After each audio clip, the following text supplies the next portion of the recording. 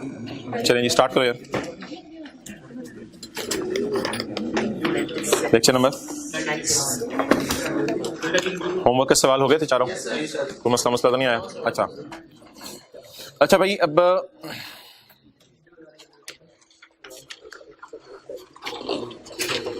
पहले सफ़े से रिवीजन शुरू करें। पेज 172। भाई पहली क्लास में हमने पढ़ा था फाइनेंशियल एसेट्स, फाइनेंशियल लाइबिलिटीज और इक्विटी इंस्ट्रूमेंट्स, और इन तीनों का नाम रखा था financial liabilities, financial assets, equity, और इन तीनों का नाम रखा था फाइनेंशियल इंस्ट्रूमेंट्स। फिर हमने फाइनेंशियल एसेट की डेफिनेशन पढ़ी थी, फाइनेंशियल लाइबिलिटी की डेफिनेशन पढ़ी थी और इक्विटी की डेफिनेशन पढ़ी थी। अच्छा, ट्रांजैक्शन कॉस्ट में बस रटा सा मार ले, क्या चीजें ट्रांजैक्शन कॉस्ट में आ सकती हैं, क्या नहीं आ सकती। जैसे हमने IAS 41 में भी पढ़ा था, ट्रांजैक्शन कॉस्ट में उधर हमने कहा था ट्रांसपोर्टेशन वगैरह नहीं आ सकती और एडवर्टाइजमेंट वगैरह नहीं आ सकती। तो ट्रांसपोर्टेशन वो ट्रांजैक्शन कॉस्ट में क्या चीजें आ सकती हैं, क्या नहीं आ सकती, यानी आप शेयर खरीदने हैं, डिबेंचर खरीदने हैं, क्या चीजें आ सकती हैं, क्या नहीं। Transaction cost are extra cost that are directly attributable to खरीदना या इशू। खरीदते क्या है? शेयर्स या डिबेंचर्स, और इशू क्या करते हैं? डिबेंचर्स। शेयर भी इशू करते हैं लेकिन वो इस चैप्टर में नहीं है। अच्छा, तो खरीदते हैं शेयर्स या डिबेंचर्स और इशू करते हैं डिबेंचर्स। Page number 173। डिबेंचर खरीदने का मतलब याद है ना, लोन लिया, और इशू करने का डिबेंचर, लोन लिया, इशू डिबेंचर, और परचेज डिबेंचर, लोन दिया। ट्रांजैक्शन कॉस्ट क्या क्या है, इसको जरा रटा मार लें। Fees and commission paid to agent, advisor, broker, dealer, levies by regulatory authorities, security exchange, transfer taxes and duties, credit assessment fee, क्या आप उधार वापस कर सकते हैं या नहीं, इस तरह की किसी बंदे को पैसे देके फीस देके पता चलवाया। रजिस्ट्रेशन चार्जेस एंड सिमिलर, ये इन पांचों को रट्टा मारना है, इनमें से कोई भी चीज आई ट्रांजैक्शन कॉस्ट में डालेंगे। अगर ये चीजें आ गई पेपर में तो डायरेक्ट P&L में डाल दीजिएगा, मॉडल भी सोचने की जरूरत नहीं है, क्योंकि ये ट्रांजैक्शन कॉस्ट नहीं है। Examples of cost that are not transaction cost. Financing cost, यानी आपने शेयर खरीदने थे, उसके लिए आपने लोन लिया, लोन पे इंटरेस्ट पे किया, फाइनेंसिंग कॉस्ट, तो ये फाइनेंसिंग कॉस्ट तो फिर नहीं। इंटरनल एडमिन कॉस्ट, आपस के एडमिनिस्ट्रेशन के जो खर्चे होते हैं बिजनेस के। होल्डिंग कॉस्ट, लॉकर में शेयर रखवा दिए, लिख लें, लॉकर में शेयर रखवा दिए, होल्डिंग कॉस्ट, लॉकर में शेयर। ये पेज है 173। तो ये मिसालें हैं ट्रांजैक्शन कॉस्ट की। अच्छा, ये बार बार लफ्ज आते हैं इंक्रीमेंटल कॉस्ट, ये क्या होता है? Incremental cost is that would not have been incurred, जो ना होती अगर आप शेयर ना खरीदते। ये वो कॉस्ट होती है जो ना होती अगर आप शेयर ना खरीदते। अच्छा भाई, इसको प्लीज अब रटा मारना है, इनको आपने ट्रांजैक्शन कॉस्ट में डालना है, इनको ट्रांजैक्शन कॉस्ट में नहीं डालना। Page number 173। अच्छा, इनकम टैक्स भी जो है ना, अगर कभी देना पड़े आपको इनके ऊपर, ये भी आपने P&L में डालना है। ये भी आपने जो है वो ऑब्वियसली इनकम टैक्स तो PBT और टैक्स और पैट के दरमियान में आता है ना इनकम टैक्स, तो वो ट्रांजैक्शन कॉस्ट कभी भी नहीं होगी। ये एक और चीज डाल रहे हैं, इनकम टैक्स। अच्छा, अभी ना जरा अटेंटिव है जो मैं पढ़ा रहा हूं अब। पेज 175।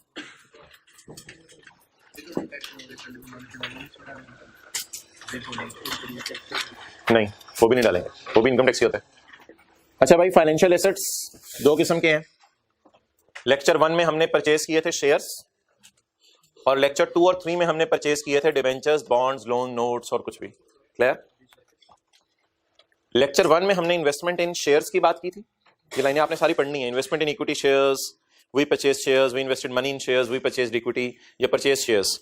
शॉर्ट टर्म के लिए खरीदे FVTPL में, लॉन्ग टर्म के लिए खरीदे हैं तो आपके पास elective model FVTOCI, by default आप किसमें डाल सकते हैं? FVTPL। और इसमें FVTPL में ट्रांजैक्शन कॉस्ट एक्सपेंस आउट होती है, इधर कैपिटलाइज होती है। जरा नोट करते रहिएगा छोटी छोटी चीजें, ट्रांजैक्शन कॉस्ट हर FVTPL मॉडल में एक्सपेंस आउट होती है। अच्छा, फिर हमने बात की थी इन्वेस्टमेंट इन डिबेंचर्स, दूसरे और तीसरे लेक्चर में इन्वेस्टमेंट इन डिबेंचर्स।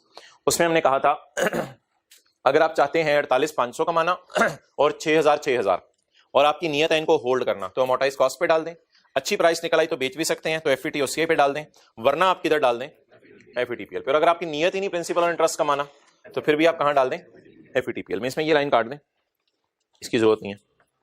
अच्छा, इन दोनों में मैंने एक बात की थी, याद आ रहा होगा आपको। क्या बात की थी? अगर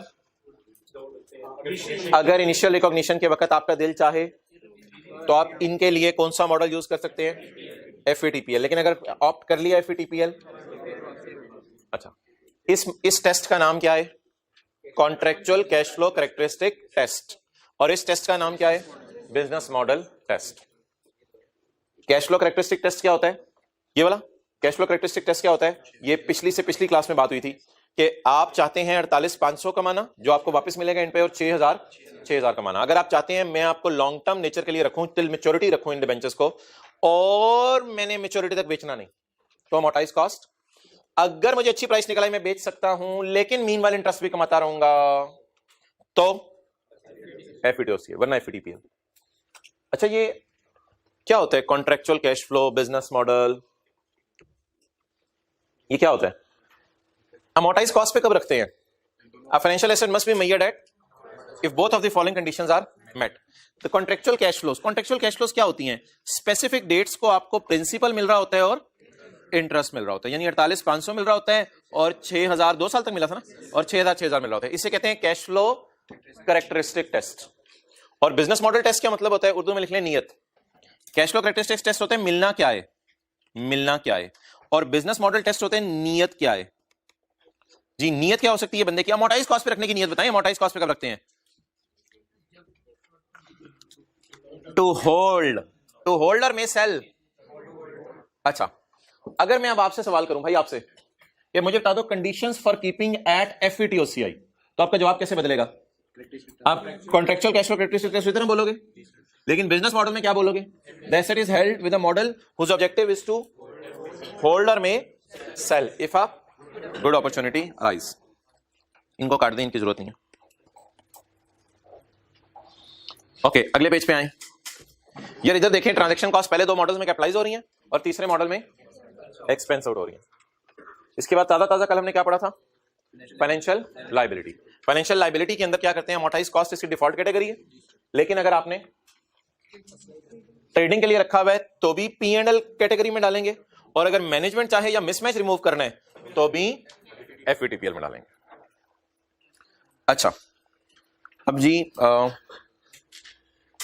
थोड़ी सी ये डिस्कशन है पेज 182 पे। समरी, क्या मैं कह सकता हूं ट्रांजैक्शन कॉस्ट हर एफईटीपीएल में एक्सपेंस में जानी है? कह सकते हैं हम। Financial assets other than kept at, financial assets other than kept at, financial assets Honda purchase share, Honda purchase debenture. ये सफा बड़ा कमाल है। फाइनेंशियल एसेट्स सिर्फ ये है, ये क्या है? फाइनेंशियल लायबिलिटी, लोन लिया और ये तो शेयर इशू किए हैं, इसको छोड़े, ये तो फाइनल अकाउंट की बातें हैं, ये तो इस चैप्टर की बातें ही नहीं है। ठीक है जी, अब क्या कह रहे हैं बताएं? फाइनेंशियल एसेट्स अदर देन एफईटीपीएल, बताएं जी। फाइनेंशियल एसेट्स अदर देन एफईटीपीएल, यानी ये वाले फाइनेंशियल एसेट और ये वाले और ये वाले, इनमें ट्रांजैक्शन कॉस्ट का क्या करना होता है? एक्सपेंस आउट करना होता है, कैपिटलाइज करना होता है। Done. Record financial asset at fair value, financial asset plus. Done. Financial liabilities other than FVTPL, ये तो एक ही बची। फाइनेंशियल अदर देन एफईटीपीएल, कौन सी बची? इधर ट्रांजैक्शन कॉस्ट माइनस करनी होती थी, इधर ट्रांजैक्शन कॉस्ट माइनस करनी होती। ट्रांजैक्शन कॉस्ट माइनस होती है, लोन लिया कैश डेबिट लोन क्रेडिट, और ट्रांजैक्शन कॉस्ट की entry loan debit cash credit. यार ये परचेज प्राइस और फेयर वैल्यू एक ही चीज होती है ना, डिफरेंस आ नहीं सकता, आपके सिलेबस इतना स्ट्रक्चर हुआ है। परचेज प्राइस और फेयर वैल्यू एक ही चीज होगी।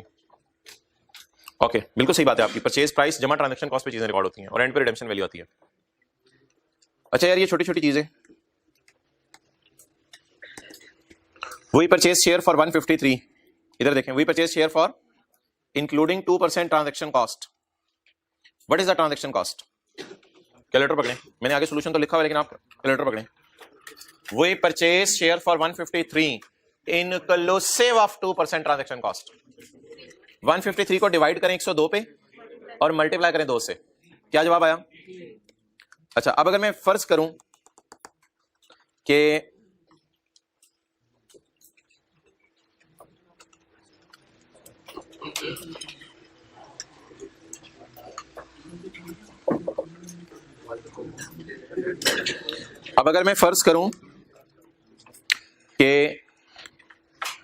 मेरे शेयर्स एफईटीपीएल पे हैं और एफईटीओसीआई पे हैं, तो क्या एंट्री होगी? Investment debit transaction cost capitalize हो जाएगी, उल्टा हो गया। और भाईजान टेंशन ना लें, इन्वेस्टमेंट डेबिट, कैश क्रेडिट और एक्सपेंस डेबिट, कैश क्रेडिट, बल्कि ये ब्लू लाइन लगा देता हूं मैं दरमियान में। तो ये वाला सिनेरियो अगर पेपर में आ जाए कि डली हुई है ट्रांजैक्शन कॉस्ट इसमें, तो एफईटीओसी में तो डली रहने दीजिएगा, टेंशन ही नहीं। लेकिन एफईटीपीएल में अलग से निकालनी पड़ेगी। तो फिर गलती से आपने ये नहीं करना पेपर में कैलकुलेटर पे 153 पे 2% लगा रहे हो। डली हुई का मतलब है ये फिर फिगर 102 पे पड़ी हुई है, तो डिवाइडेड बाय 102 मल्टीप्लाइड बाय 2, तो 2 कितना आया 3। तो ये दोनों की एंट्री समझ आ गई। अच्छा यार अगर इस तरह खुदा ना खासा पेपर में सवाल आ जाए, सारी एग्जाम टिप्स हैं। A company purchase share of 400 plus 1% transaction cost, ये डली नहीं हुई। अब क्या करना पड़ेगा 400 पे, तो अब ट्रांजैक्शन कॉस्ट कितनी है 4 रुपए। If effective rate is not given then actual coupon rate will be, if redemption value is not given it will be considered as equal to, if question is silent assume the interest will be received in arrears at year end. Okay क्या नहीं homework के किसी सवाल में liability की current non current में bifurcation हुई है। अच्छा वो मैं फिर किसी दिन समझा दूंगा, उसको भी छोड़ दें। वो कोई पास पेपर्स में आई कैप ने नहीं की हुई अभी तक, वो मैं किसी दिन समझा दूंगा, उसको भी छोड़ दें, मादरत वो मुझे देना नहीं चाहिए था। अच्छा एमसीक्यूज निकालें, एमसीक्यूज ब्राय एमसीक्यूज नहीं है। आज आपका होमवर्क है पास पेपर का क्वेश्चन नंबर 3, आज आपका होमवर्क है पास पेपर का क्वेश्चन नंबर 3, ये करके लाने भाईजान, बड़ा जबरदस्त सवाल है। अच्छा page 209, page 209, for a debt investment,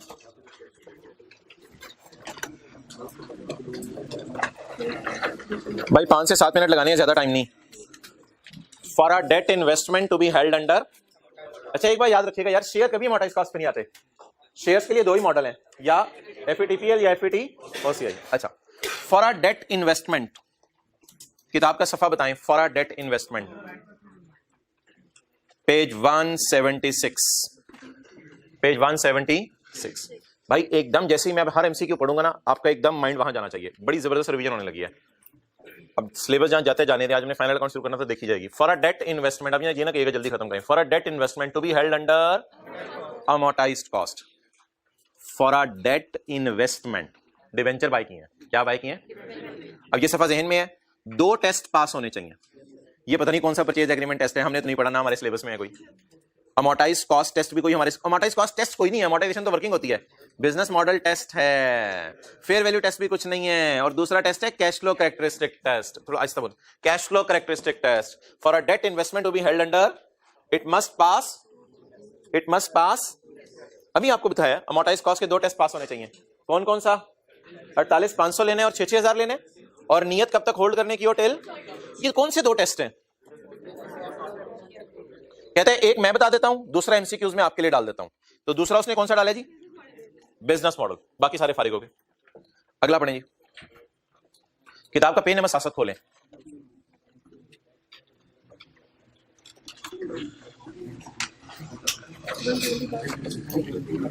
page number excellent 175। What is default classification of equity investment. Equity investment होता है भाई परचेज शेयर, शेयर खरीदे, मैं क्या ऐसा बोल, परचेज शेयर, शेयर खरीदे, तो शेयर खरीदना डिफॉल्ट क्लासिफिकेशन, जरा ढूंढे डिफॉल्ट क्लासिफिकेशन। डिफॉल्ट भाई ये इलेक्टिव है, ये इलेक्टिव है, यहां चूज करेंगे तो जाएंगे। Diamond limited purchase shares, page 175 ही होगा देन में। डायमंड लिमिटेड परचेज शेयर्स, उंगली साथ साथ रखें उधर पेजेस पे। डायमंड लिमिटेड परचेज शेयर्स, ये क्या लिखा है यार, making election to use alternative treatment under IFRS 9। FET आगे फारिग है, आगे कुछ नहीं। अच्छा मेरी तरफ से अगर आपने सारे भी एमसीक्यूज कर लेना आज आप कर सकते हैं, तकरीबन 10 से 15 मिनट लगेंगे, सारे एमसीक्यूज आपने करने हो कर सकते हैं। Point 5, for which category of financial instrument, category तो बहुत सी पढ़ी है हमने, 3 किस्म की पढ़ी है। Are transaction cost excluded from initial value and expensed out to P&L। Initial value में डाली नहीं जाती बल्कि P&L में डाली जाती हैं।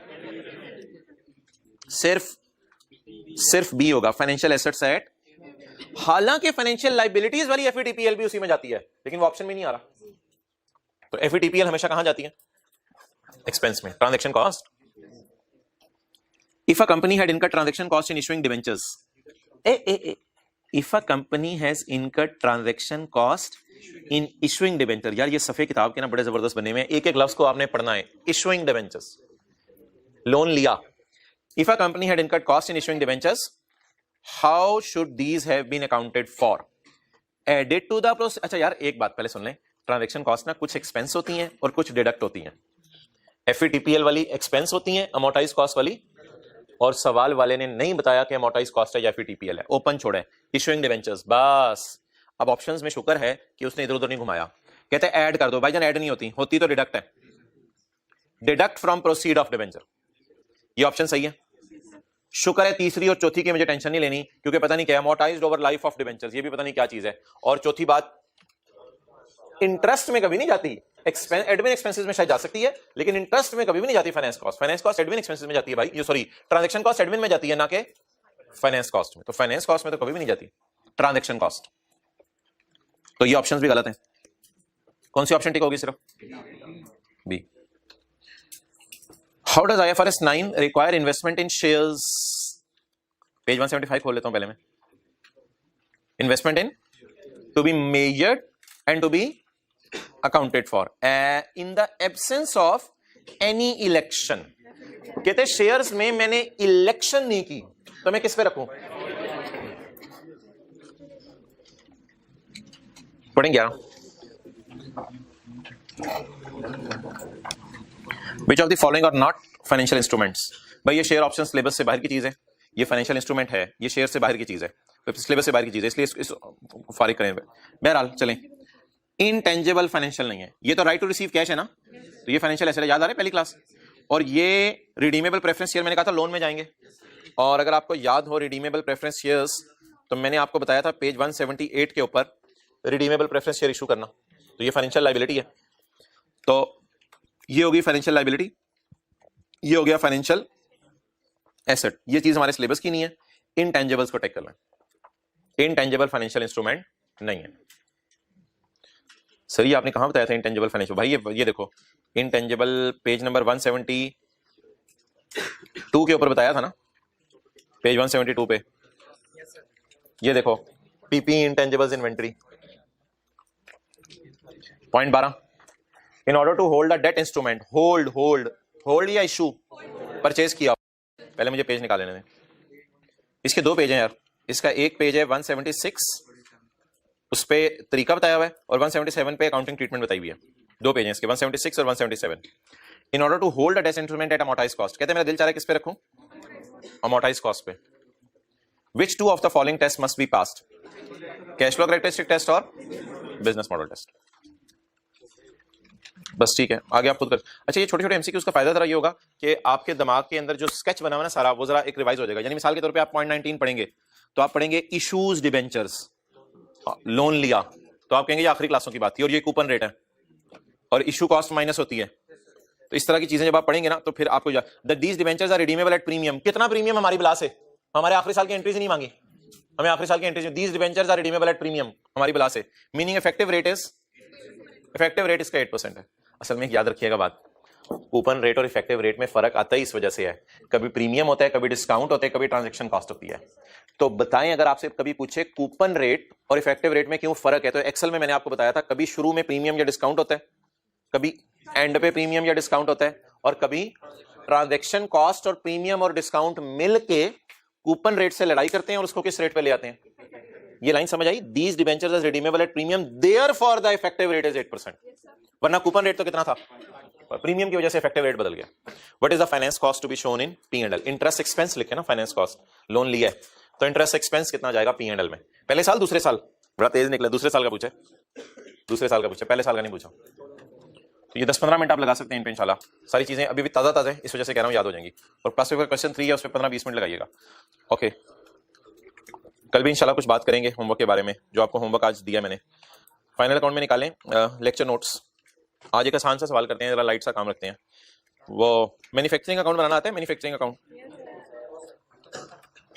चलो कोई मसला नहीं आता। तो ये पैकेजेस की इनकी फाइनेंशियल स्टेटमेंट में देख लेते हैं एक दफा।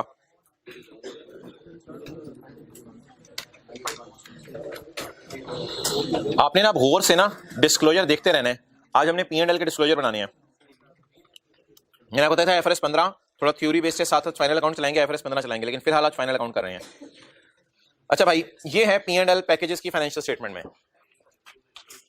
Local sale, export sale, less sales tax, less trade discount और नेट सेल। लेकिन हम इतनी सी चीज को ना नोट में बनाएंगे, और कल आपको मैं सेल्स टैक्स की एंट्री समझाऊंगा, आज सिर्फ ट्रेड डिस्काउंट की बात होगी। तो ये थोड़ा सा एक ज़हन में रखें, sales, export sales, less sales tax, less trade discount, net sale. लेकिन इसको हम नोट में जाके बनाया करेंगे, फेस पे बनाया करेंगे, इन्होंने फेस पे बनाया हुआ है। अच्छा, ग्रॉस प्रॉफिट आ गया। अच्छा, कॉस्ट ऑफ सेल में नोट 30 दिया हुआ, इसका मतलब कॉस्ट ऑफ सेल में पता नहीं क्या क्या पड़ा होगा। फिर एडमिन एक्सपेंसेस आ रहे हैं, P&L का फॉर्मेट आप जरा सीखें। एडमिन एक्सपेंसेस आ रहे हैं, डिस्ट्रीब्यूशन एंड इंपेयरमेंट लॉसेस कुछ लोग फेस पे शो कर देते हैं, और कुछ लोग इंपेयरमेंट लॉस अदर एक्सपेंसेस में शो कर देते हैं। ये अदर इनकम है, हम जीपी के नीचे शो कर दिया करेंगे अदर इनकम।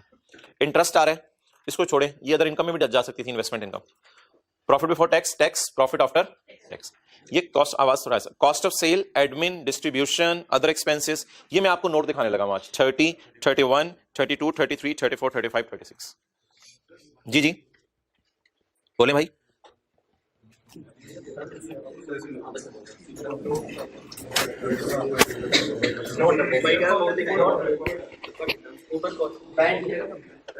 अच्छा चलो कर लेते हैं जो भी है। अच्छा, नोट नंबर सही बताएं, 30 किसका नोट है? कॉस्ट ऑफ सेल का, कॉस्ट ऑफ सेल।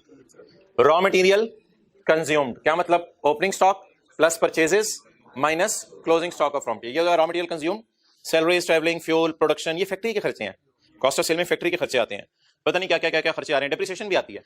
ये क्या है? Opening stock work in progress जमा हो रहा है, और closing stock work in progress.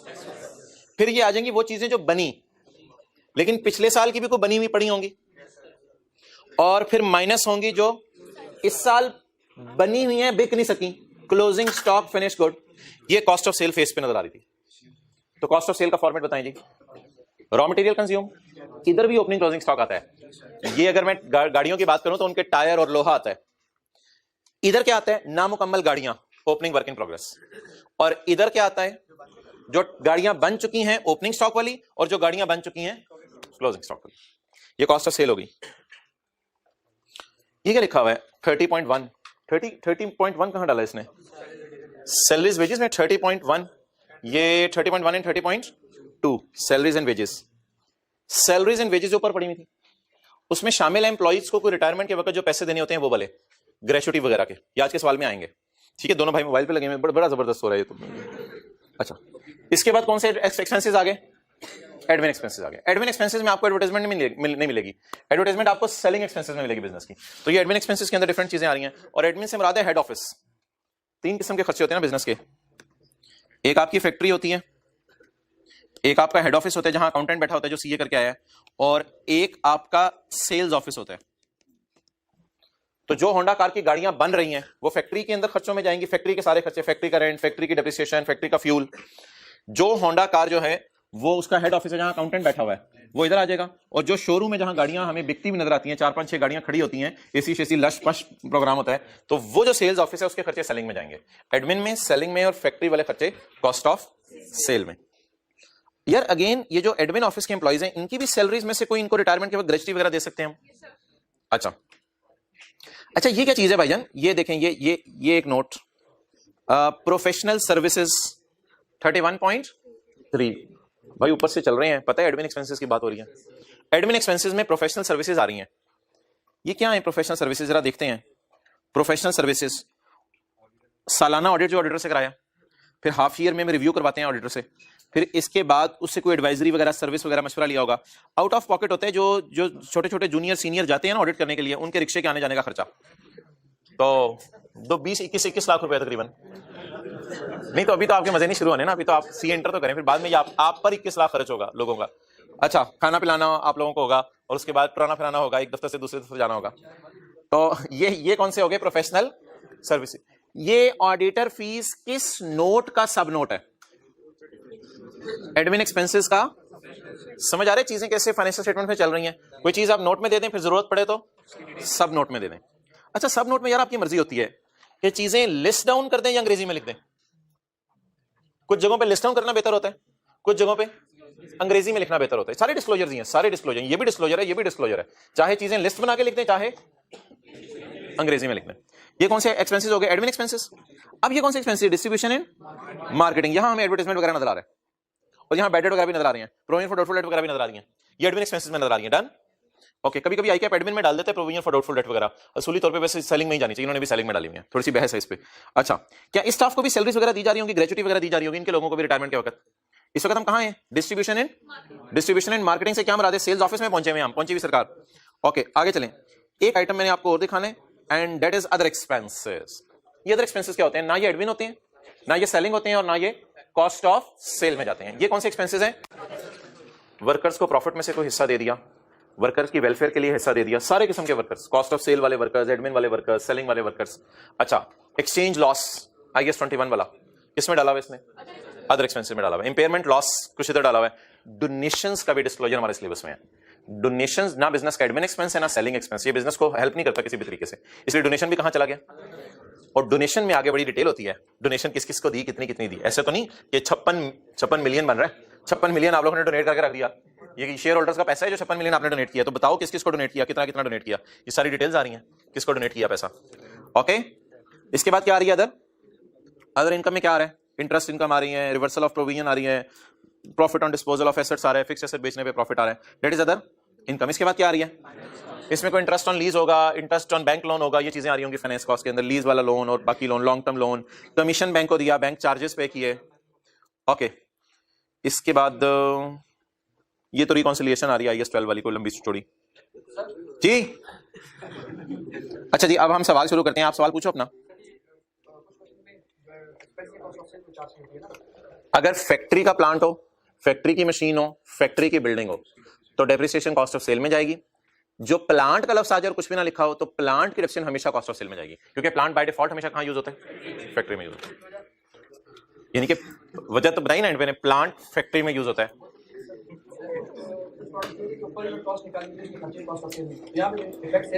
बस सादा सी बात है, इफेक्ट सेम, तो आप बैलेंस शीट ट्रायल वाली भी उठा के बना दोगे, सेम आ जाएगा, बैलेंस शीट टैली कर जाएगी। सवाल ये है कि जो फैक्ट्री में हमारे जितने खर्चे हो रहे हैं वो किस में जाएंगे? Cost of sale. Lecture notes निकालें, आखिरी चैप्टर किधर है भाई, किधर है? पेज 413। चलें भाई, ये सवाल आज पारी करना है। Fix Pakistan limited is a listed company engaged in the business of manufacturing and marketing of personal care and food products. Page number 413। Scrap sales. अच्छा, सेल मैन्युफैक्चर्ड गुड्स, बना के चीजें बेच रहे हैं। चुप यार। स्क्रैप सेल्स कहां जाएंगी? अदर इनकम में जाएंगी, मेन सेल होगी हमारी, अदर इनकम में जाएंगी। जो मेन एक्टिविटी है इस पे कल हम शायद IFRS 15 शुरू करें। जो मेन सेल है वो IFRS 15 में डील होती है, और जो आपके बिजनेस की मेन सेल नहीं है वो अदर इनकम में जाती है। सेल डिस्काउंट, इसको लिखें ट्रेड डिस्काउंट, ट्रेड डिस्काउंट। कल आपने मुझे याद कराने में आती है ना, सेल डिस्काउंट की, ट्रेड डिस्काउंट की एंट्री के ऊपर डिस्कशन करनी है। ट्रेड डिस्काउंट की एंट्री टीचर कहते थे नहीं होनी, इसने कर दी भी है, तो इसलिए हम सेल में से माइनस कर देंगे ट्रेड डिस्काउंट। इसने कर दी भी है तो सेल में से ट्रेड डिस्काउंट माइनस कर देंगे। ये ट्रेड डिस्काउंट होता है। रॉ मटेरियल खरीदे आपने, ओपनिंग स्टॉक देख के आए थे अभी, रॉ मटेरियल यूज के लाइन, रॉ मटेरियल का ओपनिंग स्टॉक यानी टायर पड़े हुए, लोहा पड़ा हुआ है, वर्क इन प्रोग्रेस। नामुकम्मल गाड़ियां पड़ी हुई हैं, यानी गाड़ियां बन गई हैं, टायर नहीं लगे उनके ऊपर, उनके पेंट नहीं हुआ, बाकी गाड़ी का इंजन वगैरह स्ट्रक्चर मुकम्मल है। वर्क इन प्रोग्रेस का ओपनिंग स्टॉक, फिनिश गुड का ओपनिंग स्टॉक जो बनाई हुई है, मैन्युफैक्चर की हुई है। रॉ मटेरियल खरीदा होगा, ये खर्चा काजी बता कहां जाएगा? स्टोर्स एंड स्पेयर्स कंज्यूम्ड, ये कॉस्ट ऑफ सेल में जाएगा। ये फैक्ट्री का खर्चा होगा, स्टोर्स एंड स्पेयर्स कंज्यूम। ये कोई ऑयल, लुब्रिकेंट्स और किस्म की चीजें यूज हो रही होंगी। सैलरीज वेजेस के बारे में सवाल बताया करेगा, क्योंकि सैलरी वेजेस नहीं, अगर सवाल खामोश हो तो एडमिन में ले जाओ, लेकिन सैलरी वेजेस जो है वो कॉस्ट ऑफ सेल वालों को भी देंगे, एडमिन वालों को भी देंगे, बाकियों को भी देंगे। आउटवर्ड फ्रेट एंड हैंडलिंग, भाई ये आउटवर्ड फ्रेट होता है कैरेज आउट, ये नहीं भाई, कैरेज इन होते एक और एक होता है कैरेज आउट। पिज्जा हट वालों के लिए कैरेज इन है जिस रिक्शे पे प्याज मंगवाए, ये कैरेज इन है, और पिज्जा हट वालों के लिए कैरेज आउट है जो पेट्रोल दिया हमारे घर पिज्जा होम डिलीवरी के लिए, उसमें जो पेट्रोल डलवाया वो पिज्जा हट वालों के लिए कैरेज आउट है। तो carriage in cost of sale में जाते हैं, और कैरेज आउट सेलिंग एक्सपेंस, जिसे उसने आउटवर्ड फ्रेट भी लिखा है। तो carriage in cost of sale में जाता है और कैरेज आउट सेलिंग एक्सपेंस में। ओके, आउटवर्ड फ्रेट का मतलब आउट, कैरेज आउट। इसके बाद लीगल एंड प्रोफेशनल चार्जेस कहां जाने चाहिए? ये हेड ऑफिस का खर्चा होना चाहिए, फैक्ट्री का खर्चा होना चाहिए, या सेल्स ऑफिस का, हेड ऑफिस का, यानी एडमिन एक्सपेंसेस। ऑडिटर की तनख्वाह कॉस्ट ऑफ सेल में नहीं जानी चाहिए, ये सेलिंग का खर्चा भी नहीं है। कॉस्ट ऑफ सेल और सेलिंग के अलावा एडमिन का खर्चा एक हमारे सामने है, तो ये एडमिन में जाएगा। लीगल एंड ऑडिटर की तनख्वाह एडमिन में, एडमिन एक्सपेंसेस में, admin other expense. Other expenses में क्या क्या पड़ा था? एडमिन, सेलिंग, नहीं, cost of sale, admin, selling, ये तीन पढ़े, एक चौथा खर्चा भी पड़ा है, अदर एक्सपेंसेस। अदर एक्सपेंसेस में जो चीजें पड़ी हैं वो बता दूं। WWF पड़ा था, वर्कर वेलफेयर के लिए पैसे रखे, वर्कर को प्रॉफिट में पार्टिसिपेशन दी, और डोनेशन उसके अंदर आ रही थी, एक्सचेंज लॉस उसमें आ रहा था, इंपेयरमेंट लॉस उसमें आ रहा था, ये फिक्स एसेट को बिक जाए उस पर लॉस आ जाए, तो अदर एक्सपेंसेस सिर्फ उन चीजों के लिए खास है। तो ये ऑडिटर रिम्यूनरेशन अदर एक्सपेंसेस में नहीं थी, अभी देख के आए एडमिन में डली हुई थी। डोनेशंस अदर एक्सपेंसेस में जाएंगी, और इंटरेस्ट है फाइनेंस कॉस्ट में जाएगा। एक्सचेंज लॉस अभी पढ़ के अदर एक्सपेंसेस में जाएगा। ये क्लोजिंग इन्वेंटरीज है या ओपनिंग? क्लोजिंग। ये क्या लिखा हुआ है? Basis of allocation of expenses among cost of sale, distribution and admin. कहते हैं ये जो मुलाजमीन को तनख्वाहें दी जा रही है ना, इनमें से कुछ कॉस्ट ऑफ सेल के मुलाजमीन को दी जा रही है, फैक्ट्री के मुलाजमीन को, कुछ वो जो सेल्स का लशपश किस्म का ऑफिस है उनके मुलाजमीन को तनख्वाहें दी जा रही हैं, और कुछ एडमिन ऑफिस के मुलाजमीन को तनख्वाहें दी जा रही हैं। अच्छा भाईजान, ट्रायल इसलिए टैली नहीं है कि ट्रायल में शेयर कैपिटल वगैरह नहीं है, क्योंकि ट्रायल में सिर्फ P&L उसने मांगा हुआ है, तो ट्रायल इसलिए टैली नहीं है। ट्रायल का डेबिट क्रेडिट टोटल करेंगे बराबर नहीं आएगा। अच्छा, ये क्या यार, भी मैंने पढ़ाया था, salaries, wages and benefit include contribution to provident fund amounting to 50। ये भी सब नोट इंशाल्लाह बनाएंगे आज। ये असल में ना, ये जो एम्प्लॉइज हैं इनको टोटल तनख्वाहें कितनी दी हैं ऊपर जाके देखें, 2, 3, इसमें से 54 रिटायरमेंट की मद में अलग की हैं। 54 किस मद में अलग की हैं? रिटायरमेंट के लिए। रिटायरमेंट का मुझे कैसे पता चला? प्रोविडेंट फंड की पेमेंट होती है रिटायरमेंट के टाइम। डिफाइंड कंट्रीब्यूशन का मतलब है वो कमिश्नर इनकम टैक्स से प्रूव कराया होगा, इससे कोई फर्क नहीं पड़ता। अच्छा मुझे ये बताएं यार, सैलरी में मुलाजमीन का प्रोविडेंट पड़े होना, मुलाजमीन का प्रोविडेंट फंड पड़े होना, क्या ये कोई एरर है या डिस्क्लोजर पर्पस के लिए दे रहे हैं? एक्सेलेंट। जब भी सवाल में आ जाया करेगा ना, नोट बनाएं तो 99% एडजस्टमेंट्स एरर वाली नहीं होंगी, शायद 100% एडजस्टमेंट्स एरर वाली ना हो। अब मैं आपसे एक सवाल पूछने लगा हूं, सैलरीज में एम्प्लॉइज का प्रोविडेंट फंड पड़ा हुआ है, is it an error? Auditor की रिम्यूनरेशन में ऑडिटर के टैक्स सर्विसेज और ऑडिटर के एम्प्लॉइज के आने जाने का खर्चा पड़ा हुआ है, is it an error? No. Donation में डेट्स कैंसर फाउंडेशन को डोनेशन की है, is it an error? I repeat, salaries में एम्प्लॉइज का प्रोविडेंट फंड पड़ा है, is it an error? Auditor remuneration में ऑडिटर को ये पैसे दिए हैं, is it an error? Donation में फला फला बंदे को डोनेशन दी है, इज इट एन एरर? तो इसका मतलब है जो हमें पेपर में सवाल आया करेंगे FY2 में ज्यादा, वो डिस्क्लोजर बेस्ड होंगे। जो डिस्क्लोजर बेस्ड सवाल होंगे उन सवालों के अंदर एरर्स नहीं होंगी, बल्कि क्या बनाने होंगे? डिस्क्लोजर्स या नोट्स बनाने होंगे। तो जो हमने नोट्स बनाने होंगे उन नोट्स के अंदर हम जो है इन चीजों को सब नोट्स में या तो इंग्लिश में लिख देंगे, या बेहतर है जिस तरह उसने लिखा हुआ था कोई लाइनें लुने बना के, उस तरह लाइनें लुने बना के जो है वो इनको लिख देंगे। तो अब इन एडजस्टमेंट्स को भी साथ साथ देखते हैं। पहले मुझे टॉप से जो है वो डाटा लिखवा दें और उसकी क्लासिफिकेशन करवा दें। सवाल सॉल्व करना शुरू करें, रजिस्टर निकालें। अच्छा मुझे फॉर्मेट बता दें यार, वैसे नहीं उसका फॉर्मेट नहीं, मुझे कॉस्ट ऑफ सेल बता दें कैसे निकलती है। नहीं मैं रॉ मटेरियल यूज्ड प्लस नहीं plus labour plus overhead, done. Factory में मटेरियल आएगा, ये नोट करने की जरूरत नहीं, ये मैं इक्वेशन फॉर्म में बना रहा हूं, अभी इस तरह आपको बना के दिखा दूंगा। फैक्ट्री में मटेरियल आएगा, फैक्ट्री में लेबर आएगी, और फैक्ट्री में बिजली जलेगी, फैक्ट्री के अंदर ऑयल कंज्यूम होगा, फैक्ट्री का रेंट पे करना पड़ेगा, फैक्ट्री के प्लांट की डेप्रिसिएशन करनी पड़ेगी, फैक्ट्री की सिक्योरिटी गार्ड की तनख्वाह देनी पड़ेगी, ये सारे ओवरहेड्स हैं। तो ओवरहेड्स की एक ना खत्म होने वाली लिस्ट होती है। अच्छा ये जो रॉ मटेरियल होते हैं ये होते हैं डायरेक्ट, यानी जो डायरेक्ट गाड़ी बनने में इस्तेमाल होना है। ये लेबर भी होती है डायरेक्ट, यानी जो अपने हाथों से गाड़ी बना रही है, डायरेक्ट लेबर। ओवरहेड्स में कोई 60-70 किस्म की चीजें आती हैं, यानी फिक्स्ड वेरिएबल हमारे स्कोप में नहीं है। ओवरहेड के अंदर जो है इनडायरेक्ट मटेरियल आता है, जैसे पैकिंग मटेरियल। इनडायरेक्ट लेबर आती है, जैसे सिक्योरिटी गार्ड डायरेक्ट अपने हाथ इस्तेमाल नहीं करा गाड़ी बनाने में, तो ये सारे ओवरहेड्स में आ जाते हैं। इसके अलावा डेप्रिसिएशन आ जाता है, रेंट आ जाता है फैक्ट्री का, और सारे बिजली के खर्चे ये ओवरहेड्स में आ जाते हैं। तो फैक्ट्री में बता दें कितने किस्म के खर्चे होते हैं? 3, मटेरियल, लेबर, और इसके अलावा बाकी सारे खर्चे। इन तीनों को जब आप टोटल करेंगे तो कॉस्ट ऑफ सेल नहीं आएगी। इन तीनों को जब आप टोटल करेंगे तो ये आएगा कॉस्ट ऑफ गुड्स मैन्युफैक्चर्ड, यानी आपने कितने की चीजें बनाई? Cost of goods manufactured. इसमें कुछ ओपनिंग वर्क इन प्रोग्रेस भी ऐड करेंगे आप, क्योंकि इस पे भी इस साल मैन्युफैक्चरिंग हुई होगी, और इसमें से closing work in progress minus कर देंगे। ओके, अच्छा ये क्या आ जाएगा? कॉस्ट ऑफ सेल नहीं आएगी, इसको ना, इसको आप फैक्ट्री कॉस्ट कह दें, फिर इसका नाम ऐसा कर लें, इसका फैक्ट्री कॉस्ट रख दें। ये अब आ जाएगी कॉस्ट ऑफ गुड्स मैन्युफैक्चर्ड। इसमें एक चीज ऐड करेंगे, एक चीज लेस करेंगे। ओपनिंग फिनिश गुड्स ऐड करेंगे और क्लोजिंग फिनिश गुड, ये क्या आ जाएगी? अभी ये नोट करने की जरूरत नहीं, क्योंकि ये इस फॉर्म में मैंने सारा बना देना है। अब तरतीब से चलें। एक साहब है, वो कहते हैं जी मेरा गाड़ियां बनाने का कारोबार है, तो भाई आप रॉ मटेरियल खरीद लें, आप लेबर को एंगेज करें।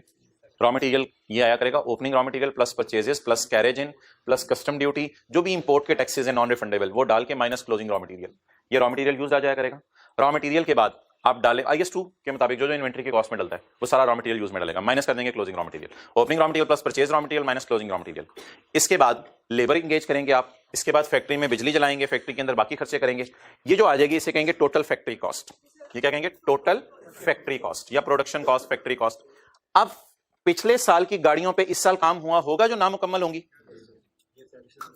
ये तो इस साल जो कॉस्ट आई है वो है ना। क्या इस साल की कॉस्ट उन गाड़ियों पे भी आई होगी थोड़ी बहुत जो पिछले साल नामुकम्मल थी? तो पिछले साल की नामुकम्मल गाड़ियां इधर आ गई, उसमें से माइनस कर दें इस साल की नामुकम्मल गाड़ियां, ये हो गई मुकम्मल गाड़ियां जो इस साल बनी, बिकी नहीं बनी, कॉस्ट ऑफ गुड्स। अब पिछले साल से भी कोई बनी पड़ी होंगी जो बिकी नहीं होंगी पिछले साल, उन्हें डाल दें इसमें। ये 70 गाड़ियां इस साल बनी, 10 पुरानी पड़ी हुई थी, 80 पड़ी हुई थी, 80 में से 5 बिक नहीं सकी, बाकी 75 बिक गई, वो किस में डाल दें? कॉस्ट ऑफ सेल में डाल दें। तो ये एक टोटल जो है वो आपकी इक्वेशन सी बनती है। बता दें, raw material used plus labour plus overhead is equal to plus opening work in progress minus is equal to plus opening finish good minus is equal to cost of cell.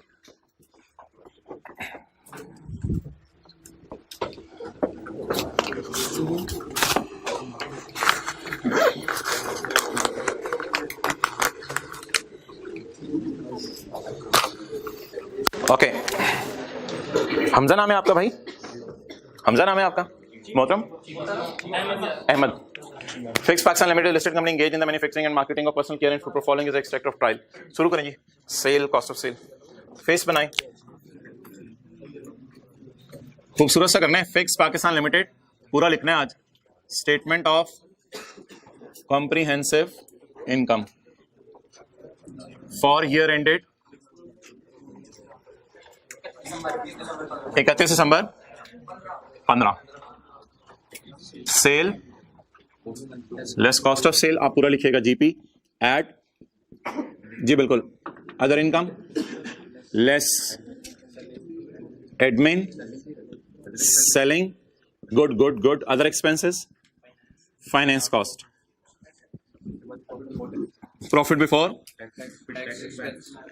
Less tax profit after tax. अच्छा क्या लिखूं? Note 30, 31, 32 आपकी मर्जी है, इस तरह लिख दें, क्योंकि असल में नोट 30 से पिछले जो होते हैं ना वो बैलेंस शीट के नोट होते हैं। नोट 1, 2, 3, 4, 5 पीपी का नोट, राइट ऑफ यूज का नोट, इंटेंजिबल्स का नोट। तो नोट 30, 31 से शुरू कर दें, नहीं करना तो नोट 1 से शुरू कर दें, कोई मसला नहीं।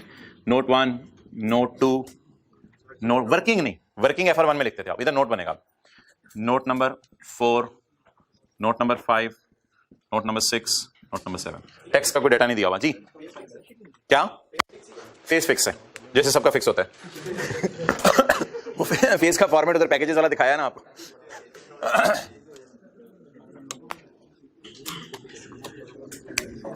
अच्छा चलें, अब प्लानिंग थोड़ी सी करवाएं मुझे खुद। आपने सवाल एक पढ़ लिया, सेल के लिए कितनी लाइनें छोड़ दूं? 2-3 काफी हैं। सेल है और डिस्काउंट है कुछ, आगे बताएं। कॉस्ट ऑफ सेल के लिए अच्छा खासा छोड़ना पड़ेगा, तो मेरे ख्याल से ऐसा करते हैं, मैं आप तो उधर ही कर लें, आपके लिए कोई मसला नहीं, आप तरतीब से चलें। कॉस्ट ऑफ सेल के लिए ना मैं तो 10-12 लाइनें 15 लाइनें तहतन छोड़ देता हूं, ये कॉस्ट ऑफ सेल के लिए हो जाएगी। अच्छा इसके बाद नोट नंबर 3, मैंने तो जगह बनाई थी कॉस्ट ऑफ सेल के लिए। अदर इनकम में 2-3 चीजें आ रही थी मेरे ख्याल से, तो पेपर में कुछ ज्यादा हुआ तो 4-5 लाइनें छोड़ देंगे एहतियातन, शीटें तो वैसे ही मिल जाती हैं। Admin expenses note number 4, admin expenses. Note number 5 selling expenses, आप लोग तरतीब से बनाते रहे। Note number 5 selling expenses. Note number 6 other expenses.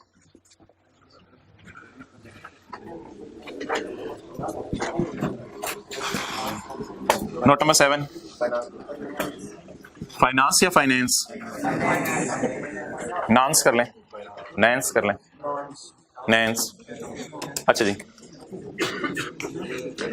अब अदर इंफॉर्मेशन की टेंशन लेनी है या अदर इंफॉर्मेशन तो सब नोट्स बनाने में हेल्प करेगी, तो फिर अदर इंफॉर्मेशन की भी टेंशन ना लें, फेस वाले फिगर्स नोट कर लें। ले आए जी, cell manufactured goods 5 6 5 2 8।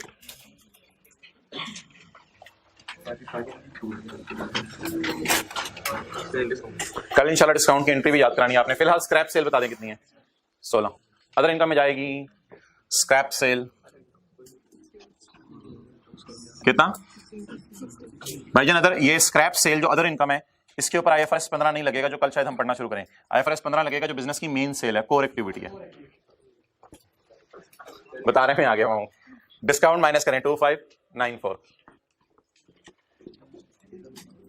Sale discount, ये ट्रेड डिस्काउंट 2594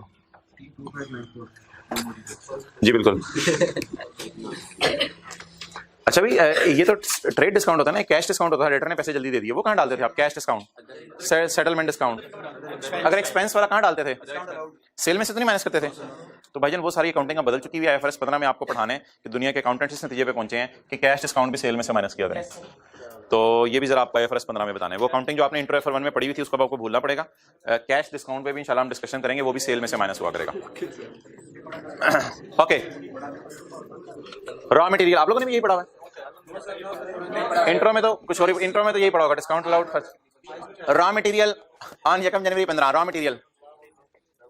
अच्छा, 3 हेडिंग्स बताएं, ब्रॉड हेडिंग्स बताएं 3। रॉ मटेरियल, कंज्यूम, डायरेक्ट, इधर के 2-3 लाइनें छोड़नी पड़ेंगी, डायरेक्ट लेबर और फैक्ट्री ओवरहेड। ये 3 ब्रॉड हेडिंग्स हैं, raw material, consume, direct labour और factory overhead. Opening stock raw material 1751, इसको थोड़ा सा अंदर करके इसके, ताकि जरा देखने में खूबसूरत लगे, थोड़ा सा अंदर करके। Opening stock raw material, opening stock plus करने हैं, क्लोजिंग माइनस करने हैं, 1751। फैक्ट्री ओवरहेड में मैं 3-4 लाइनें छोड़ा हूं, इसका टोटल क्या आएगा? Total factory cost, total factory cost. इसमें ऐड क्या करेंगे? Opening work in progress less, जल्दी जल्दी करें यार, ये चीजें पता है आपको। फिर क्या आ जाएंगे? Cost of goods manufactured, add क्या करेंगे?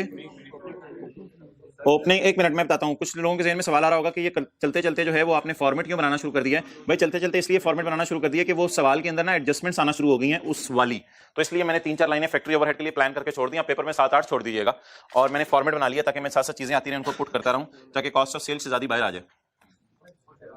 ओके, अब जी अगली लाइन क्या आ रही है? ओपनिंग वर्क इन प्रोग्रेस कितने जी? 70। इसको भी साथ ही उठा लें, दोनों को ले जाएं, एक ही दफा फेरा लग जाए हमारा। 1210 फिनिश कर दें, दोनों को साथ ही एक कंधों पे उठा के ले आए।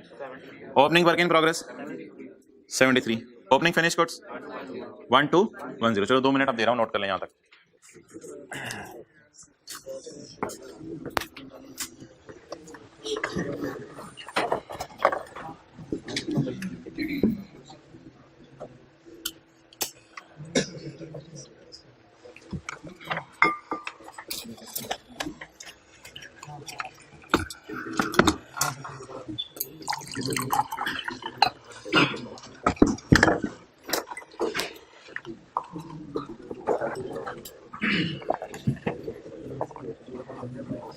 ओके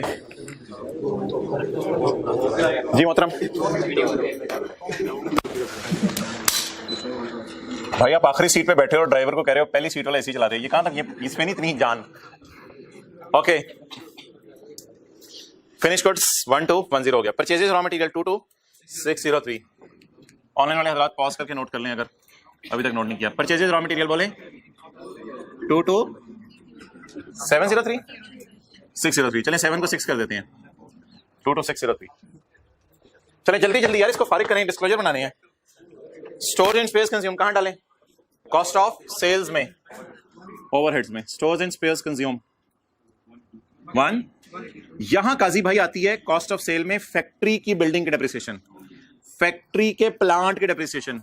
अगर फैक्ट्री रेंट पे ली हो तो फैक्ट्री की बिल्डिंग का रेंट, ठीक है। कुछ होते हैं ना आप जैसे लोग, वो तो फैक्ट्री की बिल्डिंग को डेप्रिशिएट करते हैं, कुछ मेरे जैसे होते हैं उनको बिल्डिंग रेंट पे लेनी पड़ती है। तो डिपेंड करता है, बिल्डिंग ओन कर रहे हैं तो डेप्रिसिएशन आएगी, और अगर आपके पास पैसे नहीं है तो आप रेंट पे कर रहे होंगे, डिपेंड करता है। होल्ड कर लो। अच्छा, सैलरीज, वेजेस एंड बेनिफिट्स 2 3 6 7, इसके बारे में नीचे कुछ बताया हुआ है, तकसीम करने तीनों में। तो अभी 2 3 6 7 को तीनों में तकसीम कर रहे हैं। 2 3 6 7 कॉस्ट ऑफ सेल में कितनी डालनी है? 50 130। गलती ना कीजिएगा, डिस्ट्रीब्यूशन पहले लिखा हुआ है उसने। डिस्ट्रीब्यूशन में कितनी डालनी है? 30%। डिस्ट्रीब्यूशन में 30%। ये डायरेक्ट लेबर, ये हो नहीं सकता ना बिजनेस में डायरेक्ट लेबर हो ही ना, सारी इनडायरेक्ट लेबर हो, तो मशीनें तो नहीं बनाती चीजें, बंदे तो थोड़े बहुत खड़े करने ही पड़ते हैं। वो कल लेस की भी किसने तस्वीर भेजी थी, 2-3 बंदे खड़े हुए थे, वो अजीब अजीब सारे रिलेटिव जो है वो चिप्स निकाले थे जो जल जाते हैं, तो बंदे तो कहीं ना कहीं खड़े करने ही पड़ते हैं। डिस्कवरी चैनल हाथ होगी। बस तो आज ये बता रहे कि मैं आ गया हूँ। 2 3 6 7 इंटू 30%, 7 10। और बाकी कहाँ डाल दें? एडमिन बोले, एडमिन नहीं, अब बड़े हो गए हैं, एडमिन डिपार्टमेंट जा रहा हूं मैं जी।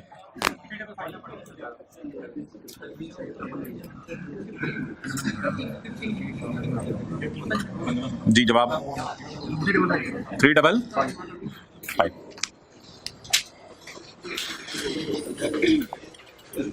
कैरेज आउट कहाँ डालें? सेलिंग एक्सपेंस में जी बिल्कुल, 1 to 79।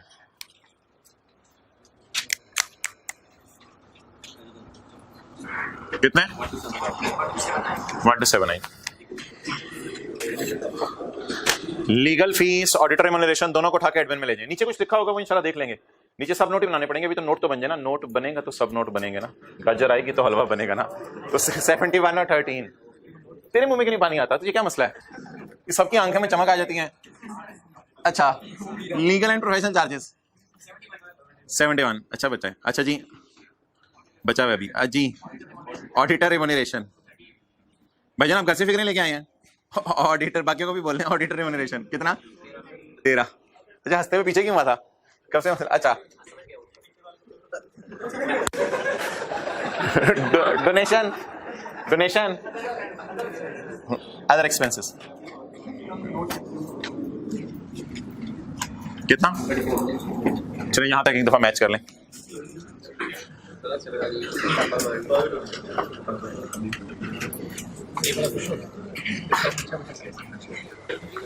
कल से आप शादी बैठेगा जी। ये चीजें ओ भाई तेरी मेहरबानी, खुदा के लिए हद हो गई। कह रहे ये चीजें इधर की उधर हो जाए, उधर की इधर हो जाए, हद होगी। तो क्या लगे? मैं चीजों को इधर उधर नहीं होने देना, नहीं होने देना, नंबर कटेंगे। क्लासिफिकेशन है चीजों की। ऑडिटर रेम्यूनरेशन को आप ये नहीं कह सकते कि फैक्ट्री में बिठाया हुआ ऑडिटर को तो गर्मी से मर जाएगा, और ऑडिटर को ज्यादा लशपश माहौल में भी नहीं बिठाना, गाड़ियों के अंदर बिठा के ऑडिट हो रहा हो जहां सेल्स ऑफिस में गाड़ियां लगी हुई हैं, इसको लेवल पे रखें, हेड ऑफिस में लाएं।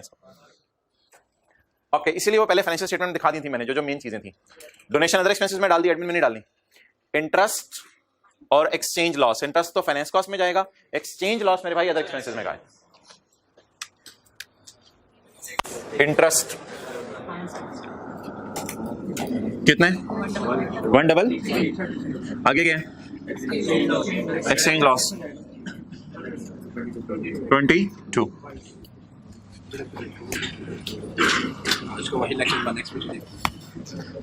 अच्छा जी, स्टॉक की पोजीशन 2125, 125 और 1153। ये कौन सा स्टॉक है? क्लोजिंग डालें जी, क्लोजिंग स्टॉक रॉ मटेरियल 212। आगे बोलें जी, वर्क इन प्रोग्रेस 120। आगे बोलें जी, 11 थले आ 1153।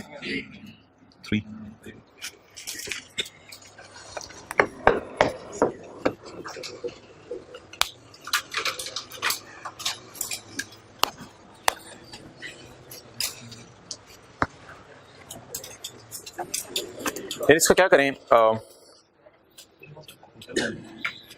ये देखें,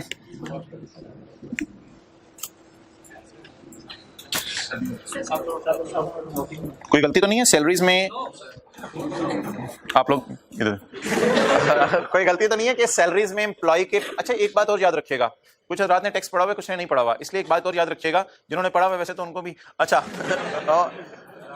ये जो प्रोविडेंट फंड के पैसे हैं ना, ये एम्प्लॉय को दिए नहीं जा रहे, ये उसके लिए अलग करके रखे जा रहे हैं। देखें, कॉन्ट्रीब्यूशन टू फंड, फंड होते हैं, एक बास्केट ले लेते हैं हम, थोड़ी देर के लिए रुक जाए, कैमरा उधर कर, आपकी वजह से रुका हूं, 1 मिनट ले लें, नोट कर लें, फिर मेरी बातें सुननी है। हाँ हो गया नोट, जबरदस्त ले आया कैमरे तो। अच्छा तो ये जो प्रोविडेंट फंड के पैसे हैं ना, ये एम्प्लॉय को दिए नहीं है हमने, ये उसके लिए अलग करके बास्केट में रखे हैं। कॉन्ट्रीब्यूशन जब वो रिटायर होगा उसको दे देंगे, लेकिन एहतियातन जैसे जहेज बनना शुरू होता है ना, थोड़े थोड़े पैसे, हालांकि अभी शादी 20 साल बाद होनी है, लेकिन पैदा होती ही पेटी ले लेते हैं वालिदैन, तो थोड़े थोड़े थोड़ा थोड़ा रखते जाते हैं ताकि एंड पे लौटना पड़े। तो इसी तरह एम्प्लॉय ने रिटायर होने, दांत अंदर कर, बहुत देर होगी बाहर किए हुए। अच्छा हमारी पेटी कहाँ है? अच्छा आप लोग तो पेटी के खा नहीं है ना, ओके, तो घर के उतने ही हैं, घर दमाद बन जाइएगा, हद होगी। तो कंट्रीब्यूशन टू प्रोविडेंट फंड, तो contribution to provident fund employee के लिए पैसे लग करके रखे हैं। ये सैलरीज में पैसे पड़े होना कोई जुर्म की बात नहीं है। मुझे बता दें ये 54 किसका सब नोट बनाऊं, कॉस्ट ऑफ सेल का, एडमिन का, या डिस्ट्रीब्यूशन का? थोड़ा सा सोच के बताना। तीनों का सब नोट बनेगा, तो फिर तो भाई एक और काम करना पड़ेगा, इसको भी तकसीम करना पड़ेगा तीनों में। तो बता दें ये सैलरीज, देखिएगा इधर, ये जो मैंने येलो में हाईलाइट किया है, क्या स्काई ब्लू वाली सैलरीज येलो वाले तीनों की हैं? डन। क्या स्काई ब्लू वाली सैलरीज येलो वाले तीनों की हैं? तो क्या मैं कह सकता हूं कि 54 भी येलो वाले तीनों का है? तो जिस तरह उसको तकसीम किया था, इसको भी तकसीम करना पड़ेगा। तो अब हमें सब नोट 3 बनाने पड़ेंगे। कितने लोगों को याद आ रहा है, अभी इसके मैंने 3 सब नोट दिखाए थे, बार बार प्रोविडेंट फंड के पैसे आ रहे थे, कॉस्ट ऑफ सेल के नीचे भी आ रहे थे, एडमिन के नीचे भी आ रहे थे, सेलिंग के नीचे भी आ रहे थे, क्योंकि जब तनख्वाहें तीनों किस्म के लोगों को देते हैं तो प्रोविडेंट फंड भी तीनों किस्म के लोगों को देंगे। अब आप क्या करेंगे, अब आपने एक इंग्लिश का फिक्रा डालना है। नोट 2.1 1302 के नीचे नोट 2.1, इधर आए, नोट 5.1 सेलिंग के नीचे डालेंगे। एक कॉस्ट ऑफ सेल के नीचे आ जाएगा, एक किसके नीचे, सेलिंग के नीचे, और एक नोट इधर, जगह थोड़ी सी तंग है, नोट 4.1। अच्छा करना क्या है, वही वाली इंग्लिश उठानी है, कोई नया चक्कर नहीं करना। पहले नोट 1 सैलरीज का कितने % डाला है, 55। तो प्रोविडेंट फंड का भी कितने %, 55। इंग्लिश यही वाली उठा ले बस। क्या इंग्लिश है जी, salaries include contribution to provident fund, English यही वाली उठा लें। सैलरीज इंक्लूड, हाँ पूरा लिख देना, मेरे पास जगह नहीं है। सैलरीज इंक्लूड कंट्रीब्यूशन, थोड़ा सर नीचे करिए, contribution to provident fund of rupees. अच्छा जी, सारे एम्प्लॉयज के लिए कितना रिटायरमेंट के लिए रखा हुआ है, उसमें से कॉस्ट ऑफ सेल के एम्प्लॉयज के लिए अच्छा खासा होगा, तो 54 इंटू 55%, 29.7। ये जी सब नोट बन गया, जिसे आप नोट की दुम भी कह सकते हैं।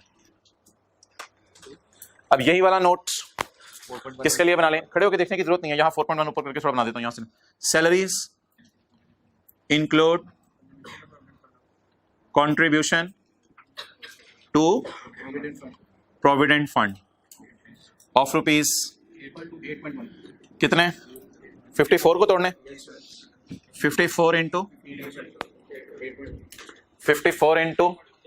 15% जी 8 पॉइंट। यार ये ऊपर कहीं नहीं जाना, आप ये 355 में पड़ा हुआ 8.1, बस इतनी सी बात है। अब यूजर को पता क्या चल जाएगा, 355 जो दिए एम्प्लॉइज को, उसमें से 8.1 इसलिए दिए कि रिटायरमेंट के लिए अलग करके रखे हैं, अभी उसे दिए नहीं है, बस यूजर को इतनी सी बात पता चल जाएगी। और आखिरी बात 54 का 30%, salaries include contribution to provident fund of rupees 54 into 16.2।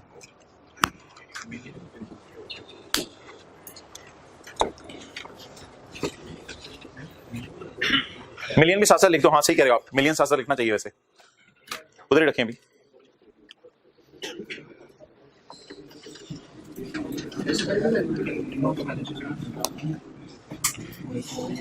हाँ वो मैं फिर बता देता हूँ, ठीक कह रहे हो आप, ले आओ आगे चलें जी। ऑडिटर रिम्यूनरेशन कितनी है? 13। ऑडिटर रिम्यूनरेशन में ऑडिटर को दिया गया टैक्स की सर्विस के पैसे या उसके जो आर्टिकल स्टूडेंट्स के आने जाने का रिक्शे का खर्चा पड़ा होना कोई जुर्म है या नहीं? कोई जुर्म है या नहीं? ये माल रोड के ऊपर फर्गूसन का ऑफिस था और माल रोड के ऊपर ही पीटीसीएल का ऑफिस था। तो वहां से अब जब ये रिक्शे के पैसे लेने होते थे तो फिर ये बच्चे जाते थे, रिक्शे वाले कहते थे कितने लेगा? रिक्शे वाला कहता था 25। यार जरा खुल के बता कितने लेगा? समझ गए होंगे आप। अच्छा, तो ऑडिटर रिम्यूनरेशन में क्या क्या बढ़ा हुआ है? ये आप लोग तो अच्छे बच्चे हैं सारे, मैं आपकी बात नहीं कर रहा। ऑडिटर रिम्यूनरेशन में क्या बढ़ा हुआ है? 4 मिलियन। देखो ना, पता चलना चाहिए, खानदानी लोग हैं। एथिक्स का चैप्टर, 4 मिलियन और 1 मिलियन। अच्छा भाई, अगर 13 मिलियन में से 4 मिलियन आपने उसको टैक्स सर्विसेज के पैसे दिए हैं, 1 मिलियन उसे आने जाने के आउट ऑफ पॉकेट एक्सपेंसेस दिए हैं, तो 13 माइनस 5 8 क्या हो सकता है बताएं? जो नाम इधर लिखा हुआ है ऑडिटर की फीस, उसने जो साल का आपको ऑडिट करके दिया है, जो भी हमने लफ्ज पढ़ा था स्टैट्यूटरी ऑडिट पैकेजेस के फाइनेंस, स्टैट्यूटरी लॉ के मुताबिक हुक्म दिया गया ऑडिट करने का, तो ये भाईजान फिर ऑडिट फीस होगी। अब आप बता दें ये 13 में 4 और 1 का पड़े होना गलती है या डिस्क्लोज करवाना चाह रहा है? अच्छा, लिस्ट बना दूं या अंग्रेजी में लिख दूं? लिस्ट बना दे, मेरे ख्याल से 2-3 आइटम्स है, लिस्ट बना दे बेहतर होगा। तो लिस्ट बना देते हैं इनकी, अंग्रेजी में ना लिखें, लिस्ट बना देते हैं। ये नोट कौन सा बनेगा? 4 पॉइंट। मेरे पास अब जगह नहीं है तो मैं इसको मिटा रहा हूं। अब आप तस्वीर फाइनली जो लेंगे उसमें 4.1 मिसिंग होगा, जारी बात है, अगर एंड पे तस्वीर लेंगे। नोट 4.2। अच्छा, जगह नहीं बची हुई एडमिन में, तो फिर आप लोगों ने 7 के नीचे जाके मुझे लग रहा है डालना है 4.2।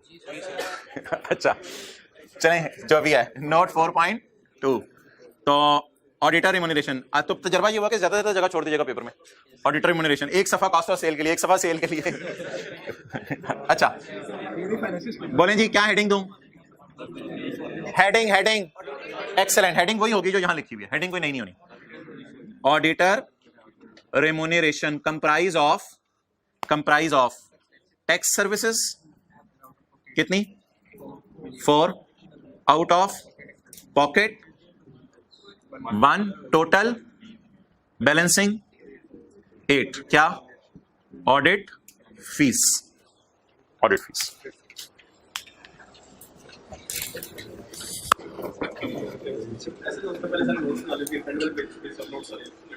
नहीं यार, तो फाइनेंशियल स्टेटमेंट अभी मैंने आपको दिखाई है, तो गलत होगा, तो यूजर तो घूमता ही रहेगा। ओके अच्छा, एग्जामिनर को आप रज के घुमाते हैं, कोई वर्किंग रेफरेंस नहीं दिए होते, कुछ नहीं दिया होता, फिगरें धड़ाधड़ आ रही होती हैं कैलकुलेटर से निकल के, वो ऊपर लिख दिया करें कि ये रेफरेंस नंबर है, ये उसका यहाँ पे मैंने किया था, ये जरूर किया करें भाई। वो ढूंढ रहा होता है बेचारा, उससे मेहनत ज्यादा ना करवाया करें। बार बार बेगम कहते चाह लेके आ, समझ नहीं आ रहा पेपर। ओके, बेगम तक जाती। अच्छा जी, डोनेशंस कितनी है हमारी? 34 मिलियन। 34 मिलियन की डोनेशन में 5 मिलियन की डोनेशन पड़ी है, गलती है ना? ये तो डोनेशन में डोनेशन पड़ी है, तो कोई गलती वाली बात नहीं है। किसको डोनेशन दिया है? खजूरे कैंसर फाउंडेशन को, डेट्स कैंसर फाउंडेशन को डोनेशन दिया है। अच्छा, अंदर की कहानी सवाल बता रहे हैं। असल में जो कंपनी का डायरेक्टर है मूंगफली, अम्मी अब्बू ने नाम रखा है मूंगफली, अम्मी का नाम था काजू, अब्बू का नाम था चलगोजा, बेटे का नाम मूंगफली। तो one of the companies director peanut is a trustee. जो नॉन प्रॉफिट इदारा होते हैं जैसे ईदी वेलफेयर ट्रस्ट है, उसमें लोग ट्रस्टी होते हैं, डायरेक्टर नहीं होते। कंपनीज में लोग डायरेक्टर होते हैं। तो हमारा डायरेक्टर जिस नॉन प्रॉफिट इदारे को चला रहा है, उसी डायरेक्टर ने हमारी कंपनी से रिक्वेस्ट की है कि मेरे नॉन प्रॉफिट इदारे को डोनेशन दे दो। यूजर को बता दें, अगली दफा यूजर एतराज करें तो देना बंद कर दें आप। तो जानने वालों को डोनेशन दिया हमने। तो बस ये इंग्लिश में कॉपी पेस्ट कर रहे हैं फिक्रा। ओ तेरी खैर, इधर नहीं, डोनेशन किधर है? शुक्र है इधर जगह है। Note 6 point, English copy paste करनी है बस। Donation include ₹5 million given to Dates Cancer Foundation, one of our director, एक हमारा डायरेक्टर मिस्टर मूंगफली, ऐसे होती है मूंगफली, मूंगफली is a trustee of DCF। ये अफ्रीकन के साथ रहे हुए, अंग्रेजी वहां से सीखी है इन्होंने। इधर trustee of DCF, full stop. आप अब एग्जामिनर से पूछे कैसा लगा हमारा सोल्यूशन। सही है, okay. Along with the relevant notes, तो ये नोट्स ही बनाए हमने, along with the relevant notes. तो भाई यहाँ पे ना एक हेडिंग आनी चाहिए थी, वो बता दे कौन सी है। N1 के ऊपर बताइए बताइए, अब जगह निकालनी पड़ेगी ना। Fix Pakistan Limited note to the financial statement for year ended 31 December 15। ये हेडिंग नोट्स के ऊपर तो आएगी ना, ताकि पता चले P&L खत्म हो गया है और नोट्स शुरू हो गए हैं। तो हेडिंग है Fix Pakistan Limited note to the, Fix Pakistan Limited note to the financial statement for year ended 31/12/15। चलें जी टोटल्स करें। 539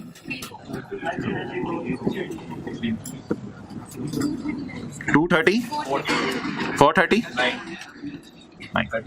अच्छा इसमें ना थोड़े से 2-3 टोटल करने पड़ते हैं, जरा अटेंटिव रहिएगा 1-2 मिनट, इधर जरा अटेंटिव रहें। ये क्या निकलेगा? रॉ मटेरियल यूज्ड 2229, ये रॉ मटेरियल यूज्ड आ गया, ये लेबर आ गई, ये ओवरहेड आ गए। अब टोटल कर देंगे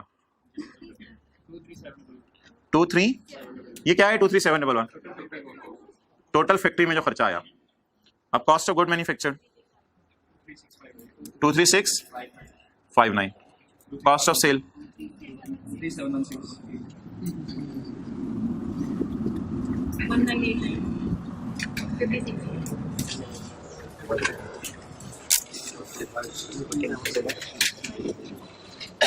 53934, कॉस्ट ऑफ सेल 2371 16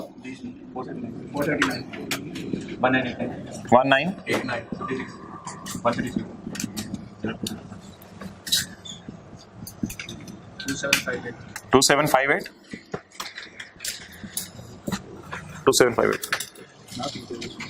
सवाल मुकम्मल।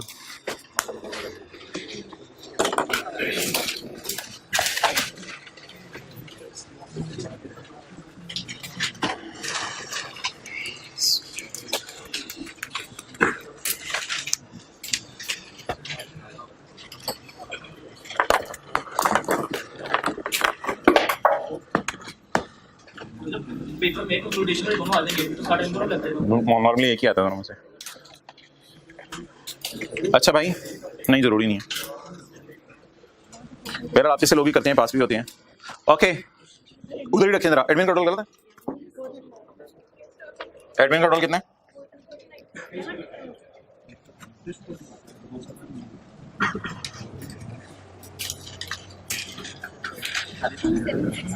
2761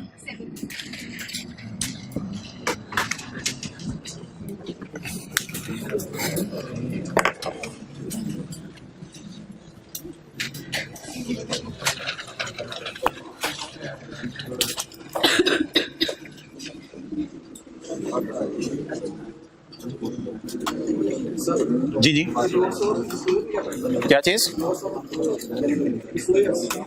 यानी कि ये जो हमने नोट्स बनाए हैं इनको डिस्क्लोजर भी कहते हैं। नोट्स और डिस्क्लोजर एक ही चीज होती है। अच्छा भाई ये असल में ना पास्ट पेपर का सवाल था, पेज 293 पे था, मैंने आपको शॉर्ट फॉर्म में कराया है, ये थोड़ी सी डेटा इसमें ज्यादा था। तो अब आप पेज 293 वाला मेन सवाल निकाल लें, जिससे हमने ये बेबी सवाल ड्राइव किया था। तो अभी हमने बेबी सवाल किया है, पास्ट पेपर में सवाल थोड़ा सा जरा लेंथी आया था, बहुत पुराना सवाल है। पेज 293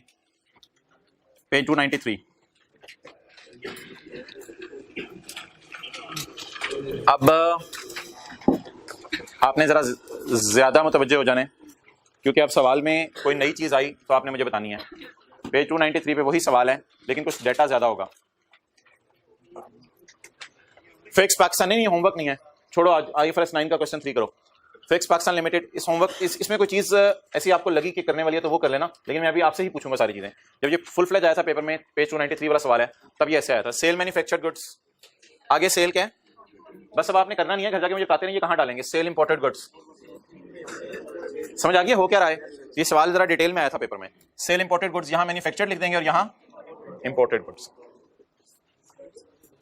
स्क्रैप सेल कहां डालेंगे?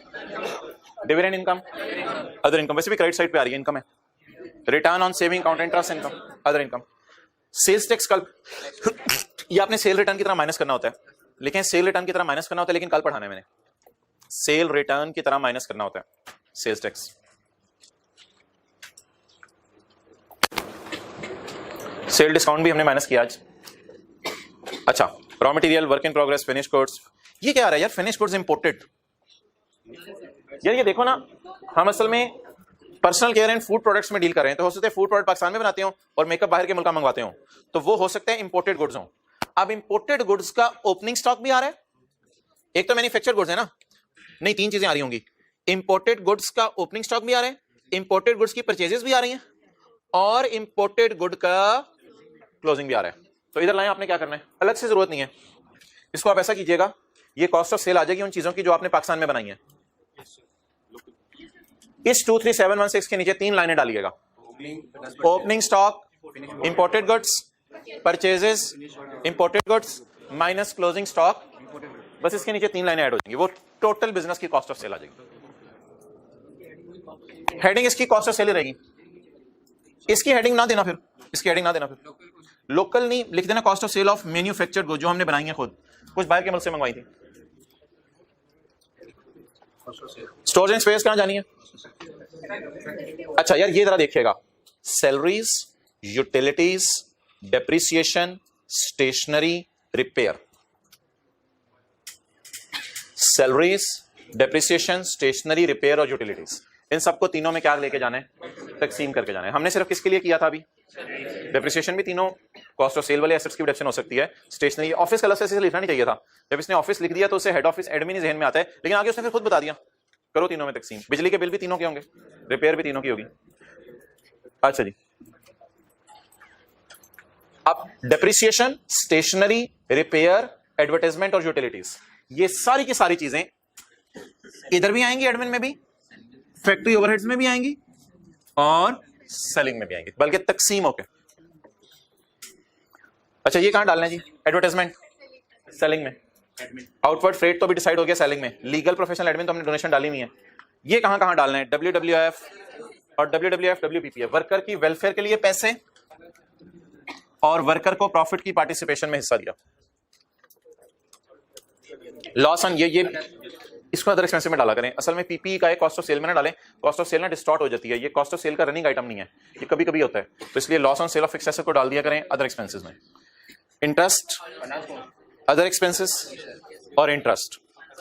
एडिशनल इन्फॉर्मेशन में मेरा नहीं ख्याल कोई नई चीज है, पहला वही है, दूसरा, तीसरा, ये तीसरा देखें जरा एडिशनल इन्फॉर्मेशन में, salaries, wages and benefits include provident fund of 54 and gratuity of 44। आप 44 के भी 3 हिस्से करने पड़ेंगे, और क्या नोट डालेंगे आप? 2.2 क्या डालेंगे? ये 2.1 में ही कवर कर दें शायद। Salary include provident fund of rupees इतने एंड बोले and gratuity fund of rupees इतने। तो हमने सिर्फ प्रोविडेंट को तोड़ा है, लेकिन वो कितनी चीजें तोड़ने को कह रहा था? प्रोविडेंट फंड भी और ग्रेचुटी भी, और डोनेशन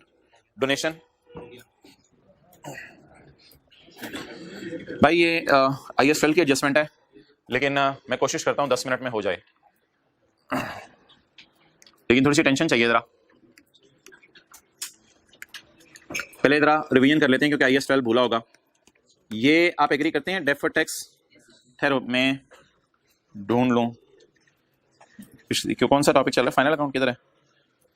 पिछली दफा हुई होगी।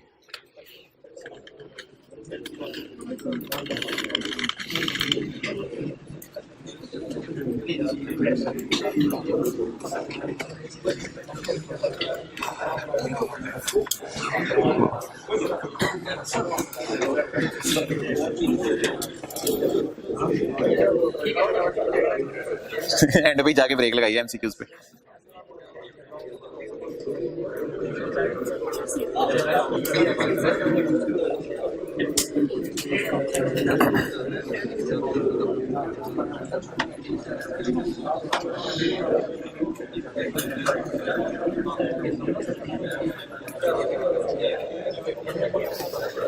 रिवीजन कर लें थोड़ी सी। एक वर्किंग होती थी, आपको याद होगा, इधर उधर नहीं देखना, तरतीब से देखना है, भाईजान ने भी देखना है। Deferred tax liability slash asset as on 31/12/15। अब आप लोगों ने खामोश रहने से मैं बोलूंगा deferred tax liability slash asset as on 31/12/15। PP carrying amount आती थी, टैक्स बेस आती थी। If carrying amount is greater than tax base it is called as taxable temporary differences. ये बाप था, ये 70 पे 30% रेट लगाया, ये बेटा आ गया। टीटीडी के बेटे का नाम जीटीएल था, अब याद आ रहा होगा थोड़ा थोड़ा।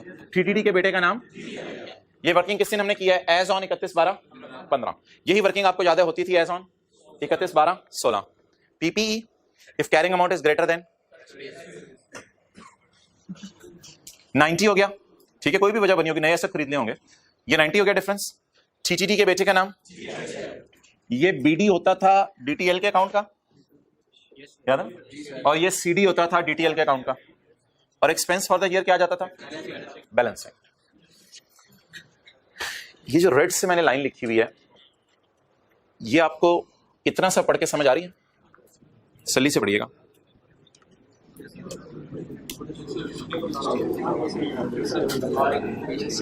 यार असल में ना ये 12 में इस एतबार से मैंने बात नहीं की थी कभी, लेकिन आज मैं बात कर रहा हूं, जरा सोचें, ये लाइन समझ आ रही है? Taxable temporary differences of ₹20 million originated in current year over, clear हो गया? पिछले साल के टीटीडीज को इस साल के टीटीडी से कंपेयर करें तो इंक्रीज आ रही है। अच्छा, एक बात इंट्रो की क्लास में बताई जाती थी, इंक्रीज टू, इंक्रीज बाय, याद है ना? Increase to, increase by. क्या मैं कह सकता हूं 70 has increase to 90 and 70 has increase by 20? ठीक है, जैसे एक बच्चा है, उसका कद जो है वो 4 फुट था, आप अगले दिन आप अगले साल गए 5 फुट हुआ था, तो आप कहेंगे कद इंक्रीज टू 5 फुट या कद इंक्रीज बाय 1 फुट। ओके, तो इधर आए, what is the TTD as on, what is the TTD की इंक्रीज? हिम्मत करके बताना है, अगर मैं 20 पे रेट लगाऊंगा तो मुझे कैरी डाउन्स मिलेंगे या एक्सपेंस फॉर द ईयर मिलेगा? एक्सेलेंट, क्योंकि ये बीडी टाइप टीटीडी है और ये कैरी डाउन टाइप टीटीडी है, तो बीडी और सीडी का डिफरेंस तो फॉर द ईयर टाइप की लाइन है ना। अब जरा बार बार पढ़ के समझिए ये लाइन फॉर द ईयर कैसे है। टीटीडीज, जैसे ही हमने पेपर में पढ़ा ना टीटीडीज, तो हमने सोचा टीटीडीज हर साल आ रहे होते हैं, टीटीडीज थोड़ा सा सोचा, हर साल आ रहे होते हैं टीटीडीज, तो हमने कहा टीटीडीज ऑफ 20 ओरिजिनेट, पैदा हुए इस साल, एज कंपेयर टू लास्ट, यानी पिछले साल नहीं थे, इस साल पैदा हो गए, तो इसका मतलब है ये फॉर द ईयर है। क्या मैं इसका मतलब कह सकता हूं टीटीडी इंक्रीज्ड बाय 20? क्या मैं कह सकता हूं टीटीडी इंक्रीज बाय 20? और अगर मैं चाहूं कि ये मैं बैलेंसिंग ना निकालूं तो ओ और लिख के, क्या मैं इस तरह भी चेक नहीं कर सकता? 20 इंटू 30% रेट है ना यार, 6। यहां तक बात समझ आ गई? ये जो टीटीडी होते हैं, इसका क्या देता है? ये ब्रॉड डाउन देता है, और ये वाला टीटीडी कैरी डाउन देता है। लेकिन अगर खुदा ना खास्ता पेपर में लाइन आ जाए, क्या टीटीडीज originated in current year over, originate का क्या मतलब है? बढ़ गए या कम हो गए? ओरिजिनेट पैदा हो गए, ओरिजिनेट बढ़ गए, तो इंक्रीज बाय भी हो सकता है। अच्छा, क्या ये 4 रूल अब बना सकते हैं हम? 4 रूल ये वहां पे नहीं डिस्कस किए थे। टीटीडीज बढ़ने से टैक्स बढ़ता है। अच्छा, अब रटा रुटा नहीं मारना, याद रखें, टैक्सेबल चीजें बढ़ जाएं, ये तो डिडक्टेबल है ना, टैक्सेबल चीजें बढ़ जाएं तो टैक्स बढ़ता है। डन। टैक्सेबल चीजें कम हो जाएं तो टैक्स कम होता है। करंट टैक्स की वर्किंग जहन में लाएं, डिडक्शंस बढ़ जाएं, तरतीब से सोचना है, डिडक्टेबल टेम्परेरी डिडक्शन बढ़ जाएं, करंट टैक्स जहन में लाएं, डिडक्शन बढ़ जाएं तो, थोड़ा सर साइड पे उठाओ, उसका मुंह नहीं नजर आ रहा मुझे। डिडक्शंस बढ़ जाएं तो प्रॉफिट, या वनूदगी है, सोच रहे हो, गप मारे। डिडक्शंस बढ़ जाएं, डिडक्टेबल टेम्परेरी डिफरेंस, डिडक्शंस बढ़ जाएं तो प्रॉफिट, प्रॉफिट कम होगा तो टैक्स, रिवर्स डिफरेंस। डिडक्शन, खर्चे कम हो जाएं, खर्चे कम हो जाएं तो प्रॉफिट बढ़ जाएगा, प्रॉफिट बढ़ेगा तो टैक्स बढ़ेगा। क्लियर? तो अगर कभी फाइनल अकाउंट के सवाल में आ गया टीटीडीज इंक्रीज कर गए हैं तो आपने टैक्स बढ़ा देना है। टैक्स बढ़ाने की एंट्री मुझे बता दें, टैक्स बढ़ाने की जनरल एंट्री मुझे बता दें। आपने धड़ल्ले से ये एंट्री पोस्ट कर देनी है, मेरी बला से कि एसेट है या लायबिलिटी उससे मुझे फर्क नहीं पड़ता, खर्चा बढ़ाना है, खर्चा डेबिट करना है। और अगर कभी पेपर में आ जाए आपके टीटीडीज कम हो गए हैं, टैक्स उल्टाने की एंट्री बोले और डीटी डन। अब ठीक है, एडजस्टमेंट इंशाल्लाह कल पढ़ेंगे, वैसे मैं पढ़ देता हूं, लेकिन क्या मैं पढ़ देता हूं एडजस्टमेंट। एडजस्टमेंट में क्या लिखा हुआ है यार? एडजस्टमेंट में क्या लिखा हुआ है? दूसरी लाइन, नहीं दूसरी line, the taxable temporary differences originated in the year over last year. तो इस तरह की लाइन लिखी हुई है, तो ये इंशाल्लाह मैं कल पढ़ाऊंगा आपको, इसकी आप तस्वीर खींचे। पहले इसके साथ में क्या लिखूं यार?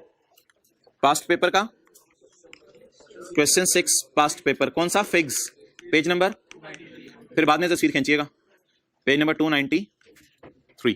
तो ये जरा रिवाइज कीजिएगा घर में जाके चीजें।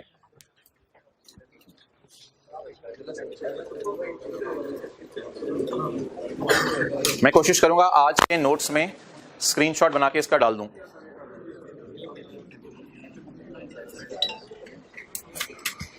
तो इसको जरा रिवाइज कीजिएगा आप घर जाके। होमवर्क में सिर्फ एक सवाल दिया है, पास पेपर क्वेश्चन 3 और IFRS 9 के MCQs अगर टाइम मिले नजर मार लीजिएगा जरा। ओवर।